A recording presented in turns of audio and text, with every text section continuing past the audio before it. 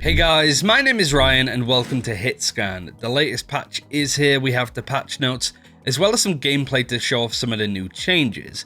There's agent changes in here. There's also some map updates to Icebox which make it so much better, as well as some other bits of content and changes to ranked. There's quite a lot in this patch, so let's get started. Beforehand, like and subscribe, all that jazz. Let's get into the only agent change that's in here, which is to Sage. We highlighted it last week, but Sage actually got a little bit of a nerf to her barrier orb, where beforehand, Omen could use the barrier orb in the buy phase to teleport out of boundaries and basically break the game.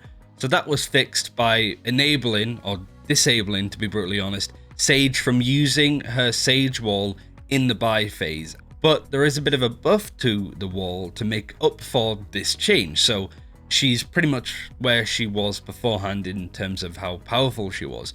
But the buff is that once fortified, the barrier no longer loses health over time.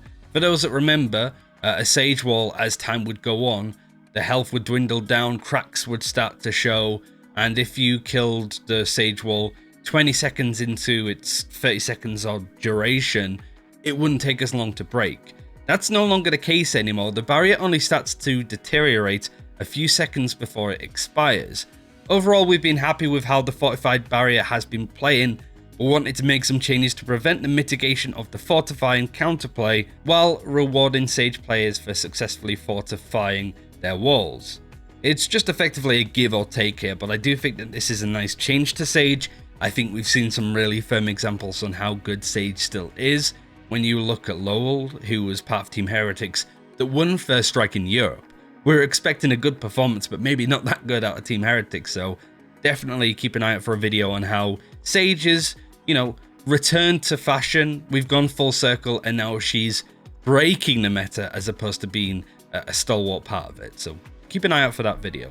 Like I mentioned, that is literally the only balance change in here, which is quite surprising. Even gun changes aren't here, like the right-click classic, for example, is still very dangerous, so hopefully that's going to be changed in the future. But the main thing in this patch are the changes to Icebox, which a lot of people were really hoping for. And looking at these changes, I think people are going to be relatively happy with what to expect. The first change that I wanted to highlight is over on B, and it's a straightforward one to start us off. Basically, the double yellow containers as you attack from the B side is a lot smaller. It's still relatively tall, but they've just reduced the height of it overall. And it allows the top of the container to be fully cleared from several angles from the defending perspective, and it also reduces the amount of crosshair displacement required when aiming at targets on top of the container. It also allows other agents to make their way up there. Beforehand, it would just be a Jet double dashing, updrafting up to the top of the container, or an Omen teleporting to get on top. Now you can have a Sage maybe with the wall being able to climb up there. Raze with the blast packs, for example. There's a lot more agents that can get to that height and do some cool stuff from up there without it being too potent and it being too strong. But that is the only changeover on the B site, which honestly I'm pretty happy with. I don't think there's many problems with the B site overall. Mid, a little bit, it's awkward, but the main crux of the issue for Icebox is that A site, and there's a reason why a lot of these changes have come into it. The main area, which you might have seen if I used it on a thumbnail or not, I don't know at this point to be brutally honest, but this is the main change coming through from A belt, where they have reduced the height of this top box and have also sloped it out with a ramp to the platform below. It makes sure that the top of the A belt is the same height as everything else pretty much, so it should be easier to clear targets from the top of it. And it also puts the upper A belt in more in line with the rest of the verticality, and also requires less vertical movement of the crosshair because it's not as tall. He also added a see-through gate which you can attack from the defender side to, peek around this corner just to see if there's anybody there. And also it should be more predictable as a defender to know roughly where the attackers can be approaching from. They can be approaching from the top of A belt, they could be attacking A main, maybe going to the zip line, for example. Beforehand there were so many other different angles that somebody from A spawn could peek you from if you're defending on the A site, if that makes sense. So maybe we'll do a bit of a live stream later to check it out ourselves, check out the Sage changes and any skins in game too, perhaps. So keep an eye out for that. But the final changes really come onto the A site. This first one I really like because I feel that this is the main issue with Icebox, where if you look at the original old picture, it's very much a 50-50 angle when you go through. So if you go through, you're attacking from like the A main, you either look left or you look right, and there's a 50-50 chance that you kill somebody if there's a person holding on either one of those angles. Now with this change, you can attack, you can look to the right hand side because it's sloped, so you know that there's nobody holding there, and then you can look left. So you can like break it down bit by bit, which is how a map should really play out from an attacker's perspective and from a retaking perspective. So this is a benefit for both sides, to be brutally honest. And also, they've reduced the size of this box so you can't just hide in this corner. You will be caught out, and it should be safer for attackers and retakers to make their way back onto the A site. Like I mentioned, the biggest problem with this map, bar none, is the A site. Could more changes come in the future? Should more changes come into the future for Icebox? Maybe, but this is a step in the right direction, and with any luck, people perceive these changes as pretty good. We get into game, and all of our Icebox woes have been fixed. That's the hope, at least. In regards to other stuff, like I mentioned, there seems to be a lot of content coming in. The main one is that there's going to be a bit of a skin sale coming on with something called the Night Market. It's a store update. It says check out the newest feature with the introduction of the Night Market, which opens on December 10th. Each player will get 6 chances to receive a random, select, deluxe, or premium weapon skin at a discount.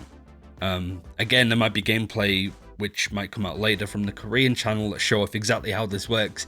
If there is, it's on screen. If not, it'll just be pure gameplay. But I haven't seen it. But what I assume is that it is just a lot of these skins that we've seen over the year coming in at a discount. So if you want to buy the Elder Flame Vandal, you might have a chance to, but you can only get 6 total, which I think is interesting. And again, that opens on Thursday, so we'll probably do a video or a live stream checking out what that is and how that's going to look. But the other thing that's coming next week, unfortunately, is a new game mode, which is called Snowball Fight, where you can snowball fight with your friends and likely your foes. It's a 5v5 team deathmatch game mode, and it's the team to get 30 kills wins. And what it basically is you use a snowball launcher, which is a rigged custom version of Brimstone's Molotov launcher. So effectively, you have a Brimstone's Molly ability and you fire snowballs at each other. Again, I haven't seen gameplay at this point, but if there is any, we'll show it on screen right now. Also in this game mode, we actually have some different buffs that you can get from gifts, and one of them I think is very interesting, and I do want to highlight that in a second. So you have rapid fire, where you fire your snowballs even faster, grow balls, where the snowballs grow over time, skates, where you can skate around quickly and in style, and you can also jump higher, but also ricochet, for all of the snowball trick shots off the ground and wall. Remember this image? Memento Mori with a bullet. I think we saw this before with Sky, with the wolves from Spike Rush chasing people down. I could see this ricochet ability being an actual ability for the next agent. That's my crackhead theory at that point on what the crackpot theory. It's not that severe, but I do think that this is possibly a good looking. I'm happy to be right for the second time on stuff like this, but maybe keep an eye out for it, and I'm excited to play it to see what it's like. There is going to be a newly updated holiday version of Icebox where you can play for Snowball Fight only, so you won't be having this mode in ranked. And then week 2, you'll be able to play it on all of the different current maps. You'll get 750 XP for playing, and it doesn't count towards missions.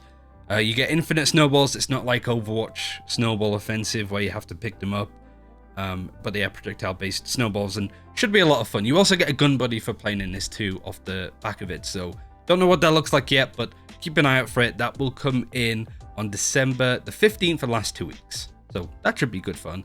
There is a lot of different stuff in here. The Sage changes are nice, the Icebox changes are of course great, and a lot of new content I think to be announced based off everything that's been tweeted, for example, and no doubt a lot of stuff will be data mined too. So what's likely to happen is there's going to be some skins coming out tonight as well. I haven't seen them, but what there might be, if you're paying attention to this video, is there might be a live stream later on where we will jump onto the servers, check out the new skins, check out the Sage buff, see what that feels like, go to Icebox and see if there's any other content in here from all of the stuff that's coming out around the holiday period. So do keep an eye out for that. So overall, a pretty major patch with all of the stuff in here. Not too much when it comes to agents or even some of the guns, like the right-click classic hasn't been nerfed yet, which I think is a little bit awkward. That should maybe be looked into, but the changes to Icebox are nice, and all of the content that's coming out over the Christmas and holiday period. But that's it for this time. Thank you very much for watching. All of the changes we've highlighted are in the patch notes, which you can check in the description, as well as the Korean gameplay from the Korea channels. And yeah, we're going to be checking out the rest of it on the live stream later on, so be sure to keep an eye out for that. Like and subscribe, all that jazz. Keep an eye out for stuff in the future, and we'll see you later on. Take care. Bye-bye.